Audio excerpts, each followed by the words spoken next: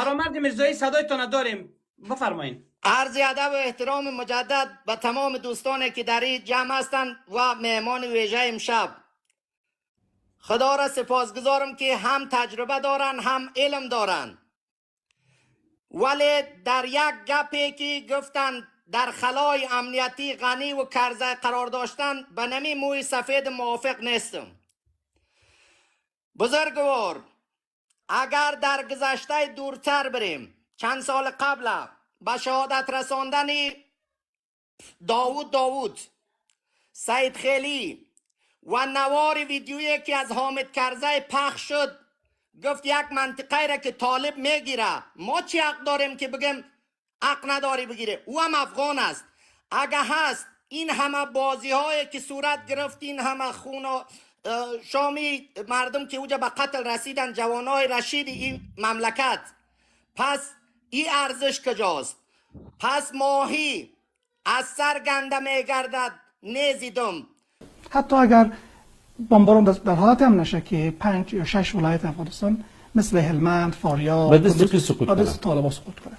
طالبان از کجا هستند؟ طالبان افغان هستند. اگر افغان هستند، یک قوت افغان یک جایی رو میگیره، ما میگه افغان هستیم. پس دو صورت اگر ما یک جایی رو میگیریم، ما چه حق داریم؟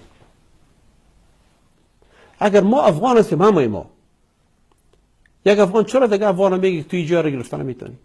و گفتن غنی قطعا معلوماتی غلط به غنی داده میشد. مگر نواری تصویری از غنی ندیدیم؟ یک بخش عقل در چشم است.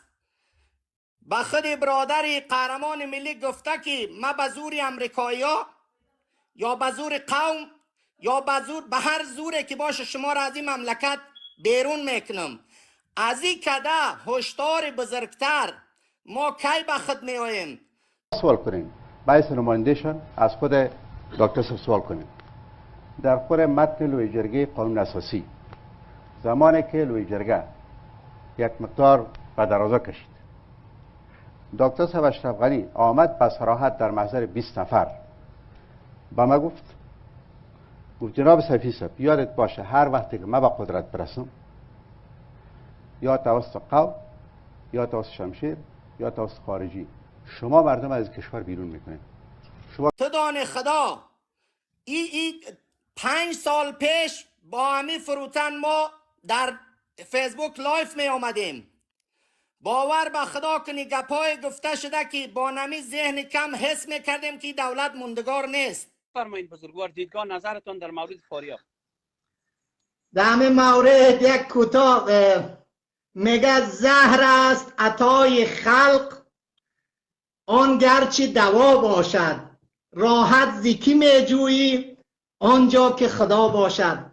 به این عطایی که از طرف غنی میرسه به بعض بزرگ مردای ما، به این دل نبندن که او زهر است. ولی سقاوی دوم در حال تکرار بود، قدم به قدم آمد تا نتیجه گرفتن. خلیلزاد کرزی بابای ملت، چی بگم بیشتر از این؟ بزرگوار، خبر داشتن علنا اینمی کار واقعیت به کرسی نشاندن. و یک خواهش دیگه از شما دارم، اینجا تاکید کردن که با کشورهای همسایه باید بسازیم. در گذشته ما سین ما 50 ساله است، جنگ تاجیکستان مخالفین شدیده بودیم. خدا روحی دو بزرگ مرد شاد داشته باشه. ما هر باره که فکر میکنم میگم اینا چی ذهن داشتن. سید عبدالله نوری را مجبور کردن در فرخار که بیا بشین با امام علی که آل صاحب قدرت است. تاجی کشی برا انداختید شما، این ملت نابود میشه. باعث صلح شدن که 30 سال از در تاجیکستان ببینه که چی بناهای بپا شده و چی شهر ساخته شده، عین شهرهای اروپایی. این اندیشه او بزرگ مرد است، ولی ما در یک جهالت گیر کردیم که متاسفانه در کشور ما کار صورت نگرفت.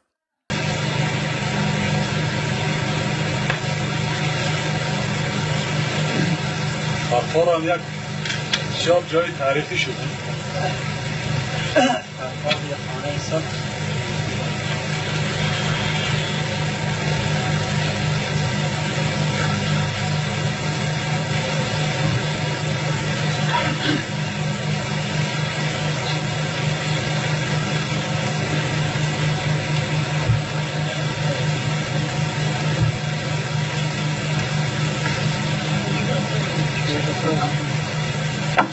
یک تشت دنبال میتونی یک تشت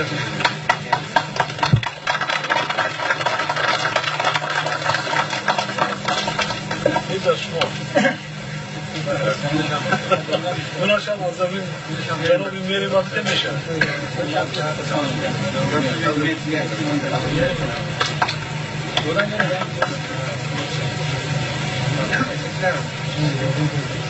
امیدوارم دعا میکنیم که خداوند دیگری قدم انسانی که برداشته شد هوا کنو از جناب آقای رهنمون رئیس جمهور تاجیکستان و برادر ما استاد نوری از اینا قلبا تشکر میکنیم که تشریف آوردن. و شما را هم یک تقاضای برادرانه دارم. هر مشکلی که با همین کشور ایران در گذشته بوده خواهشاً اینمه را مرهم بگذاریم که درمان شوه، چون از قدیم ریشه یکیست، فکر و اندیشه یکیست. و السلام علیکم و رحمت الله. یک دنیا تشکر. خیلی خوشحال شدم هم کلام شدم با شما. سلامت باشین میرزای سه بزرگوار. سلما بند بخشاباد بندای آب افغانستان مربوط به افغانستان است. مرگ به ایران، مرگ به مداخلات ایران. این صدای نجیب الله کابلی و